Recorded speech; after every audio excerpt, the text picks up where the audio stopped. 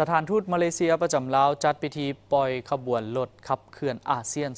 2025 เพื่อสืบต่อไปประเทศกัมพูชีซึ่งเป็นหนึ่งใน 9 ประเทศที่ได้กำหนดไว้ในขบวนรถแล่นผ่าน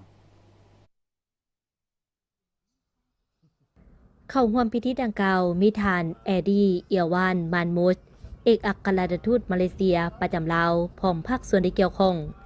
งานมโหฬารขับเคลื่อนอาเซียน 2025 จัดโดยสถาบันเทคโนโลยีรถยนต์และอัจฉริยะของมาเลเซียซึ่งเป็นองค์การภายใต้กระทรวงการลงทุนการค้าและอุตสาหกรรมของมาเลเซีย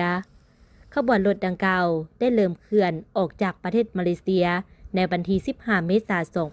2025แล้วผ่านประเทศเวียดนามและมาฮอดสาธารณรัฐประชาธิปไตยประชาชนลาวในตอนแรงวันที่ 26 เมษายน 2025และจะสืบต่อเดินทางออกจากนครหลวงเวียงจันทร์สาธารณรัฐประชาธิปไตยประชาชนลาวไปที่ประเทศกัมพูชีในวันที่ 27 เมษายน 2025งานมโหฬารขับเคลื่อนอาเซียนแมนรวมมี9ประเทศที่ขบวนรถดังกล่าวจะเดินทางผ่านคือประเทศอินโดนีเซียสิงคโปร์ฟิลิปปินส์ไทยเมียนมาเวียดนามลาวมาเลเซียบรูไน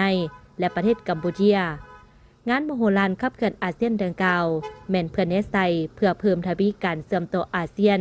ส่งเสริมการเคลื่อนไหวแบบยืนยงและยกสูงบทบาทของอาเซียนในด้านเทคโนโลยีรถไฟฟ้าหรือ EV